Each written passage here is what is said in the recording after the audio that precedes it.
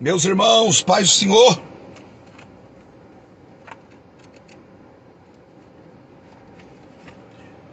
Estou aqui na frente do posto de saúde.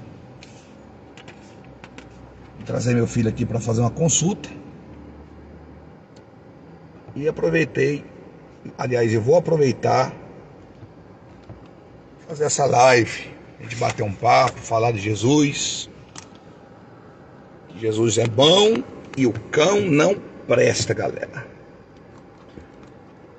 E eu quero falar com vocês o seguinte: eu estou lendo um livro e eu recomendo para vocês, é um livro que eu vendo aqui, ó, do Luciano Subirá. E o título do livro é Até que Nada Mais Importe. Meu irmão Wellington Diniz, seja bem-vindo, meu amigo. Pai do Senhor Jesus, Deus abençoe você, Deus abençoe sua família. E esse livro aqui, irmãos, é muito tremendo, do Luciano Subirá, onde ele fala sobre a oração. E Deus deu esse livro para ele, irmãos, após ele ter uma experiência com Deus. Ele estava num momento assim de muita oração, de muito jejum no seu ministério. Tipo assim, ele nunca tinha orado e jejuado tanto na vida dele como nesse período. Mas ele sentia que era algo vazio, por mais que ele fizesse um jejum, por mais que ele orasse por 3, 4, 5 horas consecutivas, ele falou que sentia um vazio, e ele foi orar a Deus.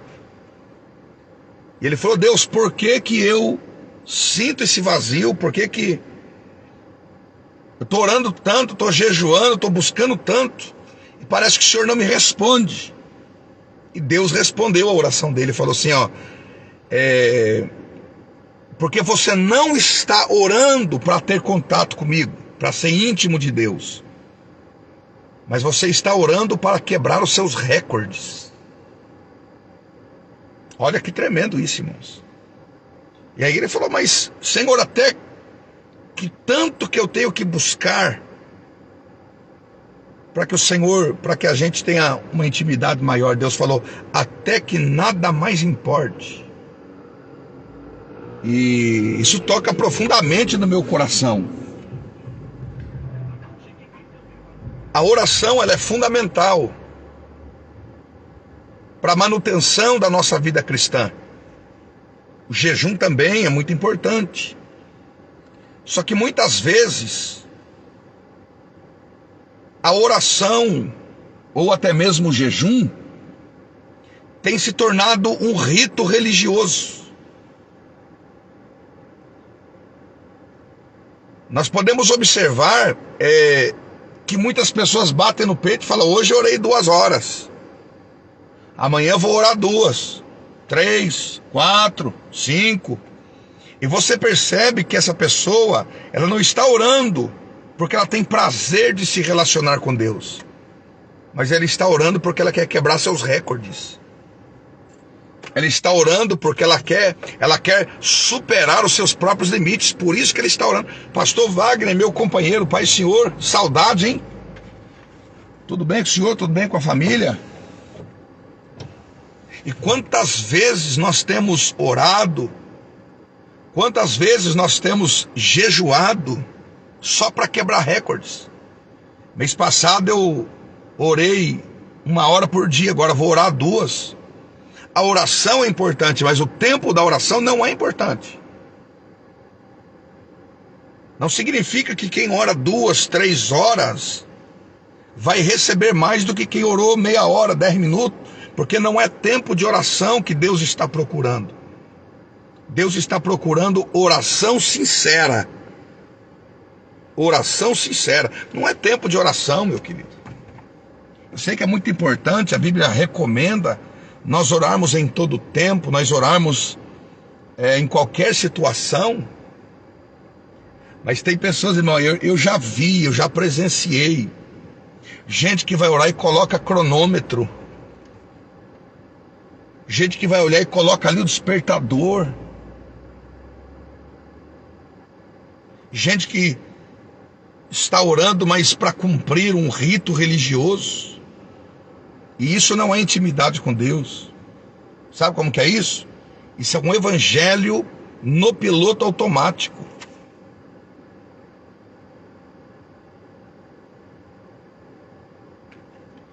Isso é gente que acostumou a orar, irmãos, acostumou com a devoção, acostumou com a vida religiosa. E nós não podemos permitir nos acostumarmos com a oração. A gente não pode se acostumar.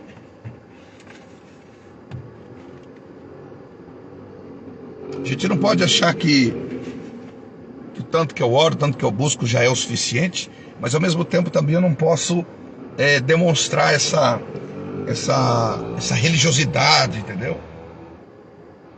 De orar só para... Assim faziam os escribas e fariseus, que batiam no peito,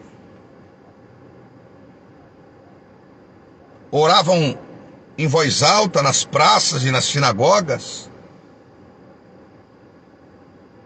porque na verdade o desejo do coração deles era demonstrar uma espiritualidade. E olha o que disse Jesus em Marcos capítulo 7, do versículo 6 ao versículo 9. Jesus ele vai pegar uma palavra que foi dita pela boca do profeta Isaías, e Jesus vai aplicá-la aos escribas e fariseus. Em Marcos capítulo 7, Jesus diz assim para os escribas e fariseus: bem disse o profeta Isaías a respeito de vocês, hipócritas. Interessante, irmãos, que a palavra hipócrita no grego vem de upokrites, que significa artista de palco. Meu amigo evangelista Wagner Silva, companheiro de batalhas, Deus abençoe. Saudades, meu brother. Meu amigo também Cleiton Benatti. Então veja bem, irmãos, artista. Então Jesus olha para os escribas e fariseus e diz assim para eles: vocês são artistas de palco. E qual é a principal característica de um artista de palco? É que o que ele está demonstrando em cima do palco não é o que ele é em essência. Em cima do palco você pode ser quem você quiser, a imaginação é o limite. Você pode ser o Chaves. Em cima do palco você pode ser o Goku do Dragon Ball. Em cima do palco você pode ser o Super-Homem. Em cima do palco você pode ser o Incrível Hulk. Em cima do palco você pode ser quem você quiser. Mas e a tua essência? Quem você é de verdade? Quando eu olho para a Bíblia, por exemplo, eu vejo a história de Jacó, um artista de palco, um hipócrita. Por quê? Porque o pai dele perguntou: como você se chama, para liberar a bênção do primogênito? E ele falou: eu sou Esaú. E quantas pessoas que são Jacó e querem se passar por Esaú? Quantas pessoas que para tentar receber as bênçãos de Deus querem transparecer ser alguém que não é? Então Jacó foi um artista de palco, porque ele queria ser Esaú sendo Jacó. E está cheio de Jacó querendo ser Esaú. Coloca perfume de Esaú, usa o vocabulário de Esaú, usa a roupa de Esaú, mas você é Jacó, irmãos. Mas Jacó foi confrontado por Deus no Vale de Jaboque. E aquele anjo, que era um ser divino, pergunta: qual é o seu nome? Ele disse, agora não dá para enganar, porque ele sabia que quem estava com ele no Val de Jaboque não era um ser humano comum. Ele disse, isso aqui não dá para enganar. Como você se chama? Ele disse, eu sou Jacó. Então, o que é que nós aprendemos aqui? Quando Jesus, ele chama os escribas e fariseus de hipócritas no original grego, Jesus estava chamando eles de artista de palco. E olha o que diz o texto. Este povo me honra com os lábios. O que quer dizer honrar com os lábios? Expressão corporal. Esse povo levanta a mão. Esse povo faz uhul. Esse povo chacoalha a cadeira. Esse povo faz aviãozinho. Esse povo faz passinho, o passinho do abençoado. Mas o seu coração está longe de mim. Tem performance, mas não tem essência. Tem aparência, mas não tem graça. Tem postura, mas não representa nada diante de Deus. Isso aqui é sério, hein? Meu amigo pastor Jefferson Souza de Conchal, satisfação tê-lo aqui conosco nesse bate-papo aqui, meu querido. Meu amigo Carlos, Deus abençoe, de Rio Claro, grande amigo, grande companheiro, um dos maiores pizzaiolos de toda a história que eu já conheci na minha vida. Você está entendendo então, meus irmãos? Jesus está criticando os escribas e fariseus, porque a adoração deles era vazia. Não havia sinceridade, não havia translucidez, não havia essência, somente aparência, somente a performance. E o texto continua, em vão me adoram. Ou seja, você está perdendo tempo. Ou seja, uma adoração que agrada a Deus é uma adoração sincera. Por isso que em João capítulo 4, versículo 23, Jesus diz assim, ó, que Deus, ele procura os verdadeiros adoradores que adoram ao Pai em espírito e em verdade. Essência. Aí Jesus fala assim, caso a sua adoração não seja assim, em vão vocês estão me adorando. Você pode dar glória a Deus, você pode falar em língua estranha, você pode chorar. É interessante que quando nós pegamos a palavra holocausto na língua hebraica, ela é uma palavra composta, que significa holocaustos, que significa queimado por completo. E também é uma raiz etimológica de uma palavra que é aquele que sobe na fumaça. Por quê? Porque esse era o conceito que eles tinham na adoração. Porque a Bíblia diz que Deus, ele cheira, ele inala o perfume de uma verdadeira adoração.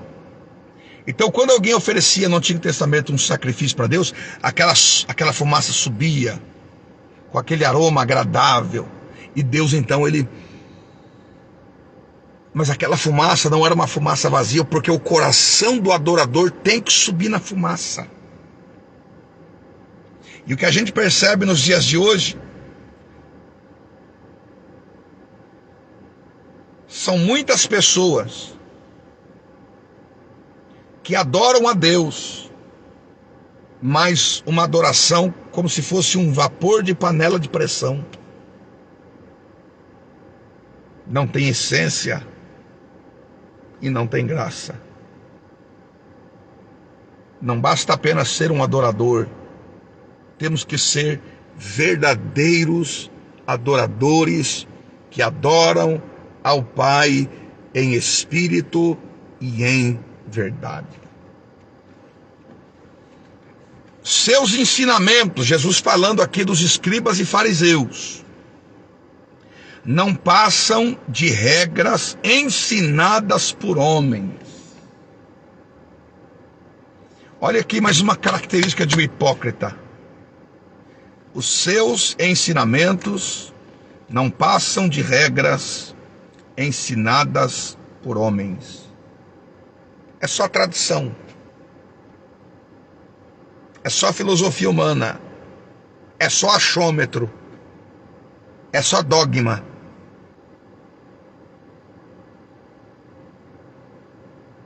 Olha o que Jesus continua dizendo, ó, vocês negligenciam os mandamentos de Deus e se apegam a tradições de homens.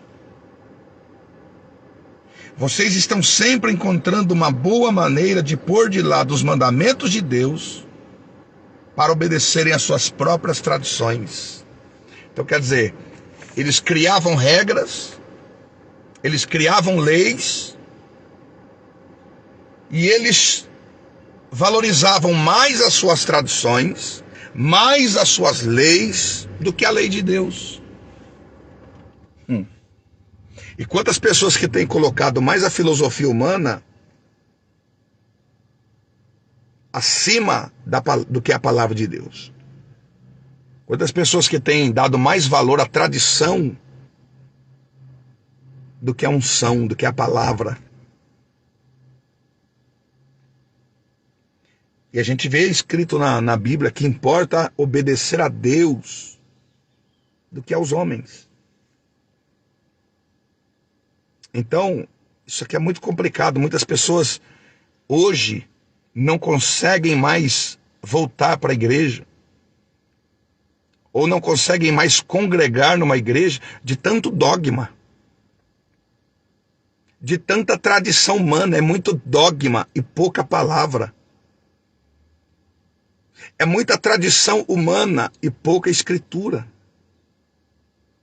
E Jesus questiona os escribas e fariseus, dizendo assim, vocês colocam fardo sobre o meu povo que nem vocês conseguem carregar. Ou seja, nem vocês dão conta de cumprir com as leis ou com as tradições que vocês mesmos criaram. Meu Deus. Então Cristo denunciou essa atitude dos religiosos da sua época, que consistia em manter uma aparência de devoção sem que ela de fato existisse no seu coração. Pois é, meu irmão Carlos, é palavra, né? É Bíblia. Jesus condenou o culto exterior, que é desprovido do transbordar de uma paixão interior. Meu Deus, isso aqui é muito sério, irmãos. É muito sério essa palavra, né?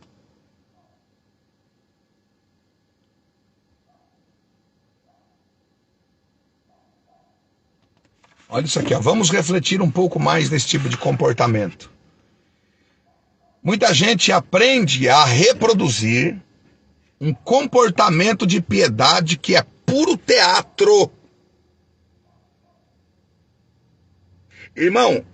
Irmãos, eu fico me perguntando, será que em cima das nossas tribunas, dos nossos púlpitos, nós temos profetas ou artistas de palco fazendo teatro?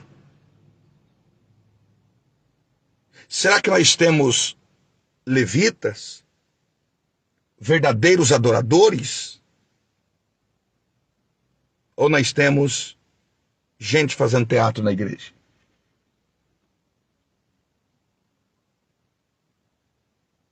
Olha que reflexão.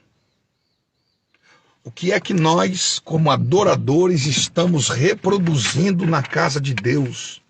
Será que nós estamos reproduzindo, oferecendo a Deus um culto ou um teatro?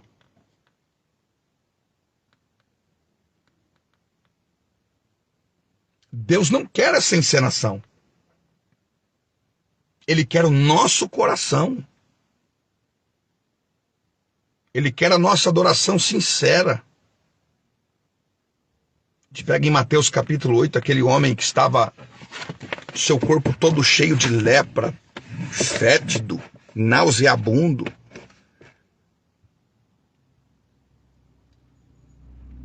E a Bíblia diz que aquele homem, ele se aproxima de Jesus no meio daquela multidão toda. E a Bíblia diz que ele se prostra aos pés de Jesus e começa a adorá-lo. Estava leproso, estava fedido, estava sujo, rejeitado pela religião da época, porque era leproso, doente, uma doença incurável no seu corpo, e mesmo assim, ele se prostra aos pés de Jesus e diz: Senhor, se tu quiseres, eu sei que o Senhor pode me purificar. É isso que Deus procura, irmãos. Obviamente que não estou aqui fazendo apologia a alguém que adora a Deus de qualquer jeito também, não. Eu estou dizendo que a adoração, ela tem que ser sincera, ela tem que ser verdadeira, ela tem que ser autêntica. A atitude errada de viver tentando manter a aparência tem roubado o ser humano do melhor de Deus. Ou seja, por causa dessa hipocrisia religiosa, desse teatro que muitos estão promovendo em nome de adoração, as pessoas estão perdendo de receber o melhor de Deus. Por quê? Porque quando a gente adora a Deus de verdade, Deus ele faz e derrama sobre nós o que ele tem de melhor. Isso não é de hoje. A humanidade ela tem a tendência de maquiar e esconder os pecados para fingir espiritualidade. Adão e Eva fizeram isso, irmãos. Gênesis capítulo 3, do versículo 7 ao versículo 10.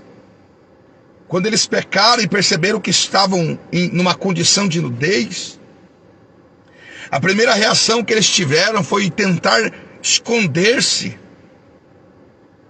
Cobriram-se com folhas de figueira.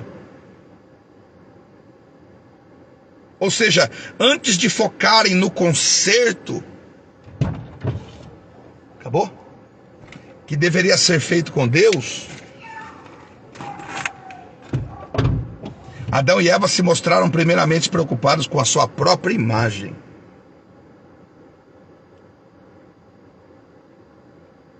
A questão da aparência é um problema desde o início da humanidade, e há profecias bíblicas de que isso continuará até o fim.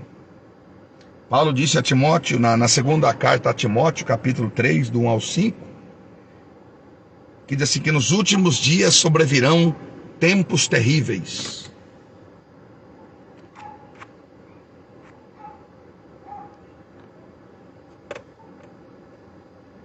Onde os homens serão egoístas, avarentos, presunçosos, arrogantes, blasfemos, desobedientes aos pais, ingratos,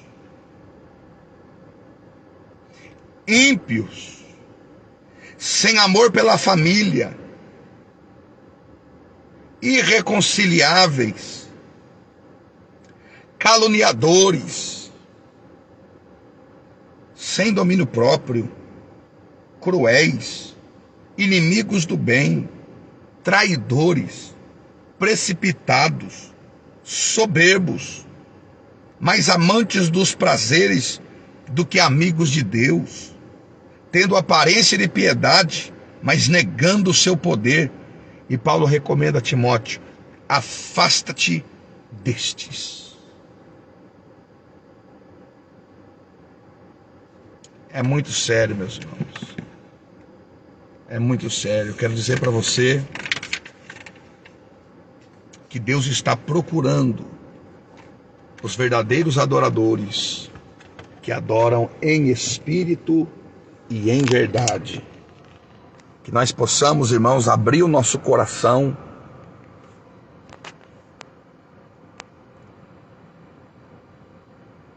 e que nós possamos adorar a Deus de verdade, porque Ele merece a nossa adoração, Ele merece o nosso louvor.